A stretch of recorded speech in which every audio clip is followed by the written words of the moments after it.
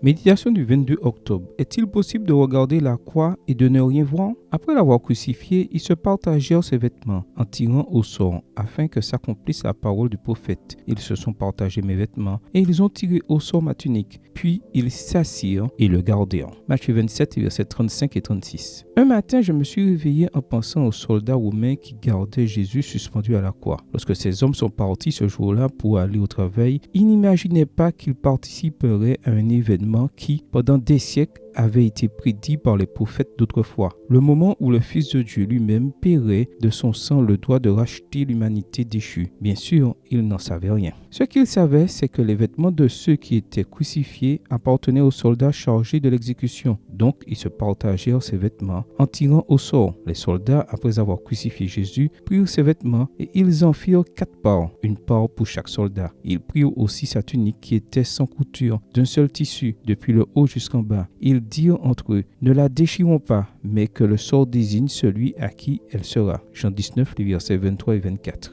Quelle pensée solennelle! Sans le savoir, ces 4 soldats accomplissaient à ce moment-là la prophétie du psalmiste. Ils se partagent mes vêtements, ils tirent au sort ma tunique. Psaume 22, verset 19. Il est encore plus solennel de penser que celui qui était pendu à la croix du milieu était Dieu fait chair. Le Rédempteur du monde mourait pour eux, mais ils étaient plus intéressés par la question de savoir qui allait recevoir la tunique. Avaient-ils entendu les paroles du Seigneur? Père, pardonne-leur car ils ne savent pas ce qu'ils font. Si, comme l'indique l'Écriture, la crucifixion de Jésus a duré environ 6 heures, voire Marc 15, verset 25, Matthieu 27, verset 45. La question qui se pose ici est, qu'ont fait ces 4 soldats pendant tout ce temps, à part le garder et tirer au sort? Est-il possible de regarder la croix et de ne rien voir, de ne rien sentir? Que voyez-vous en contemplant à nouveau les scènes du calvaire? Voyez-vous simplement un juif accusé de révolte contre César? Un homme bon qui meurt injustement? Ou voyez-vous le Fils de Dieu qui meurt pour vous? Quiconque regarde la croix et ne voit qu'un homme de bien qui meurt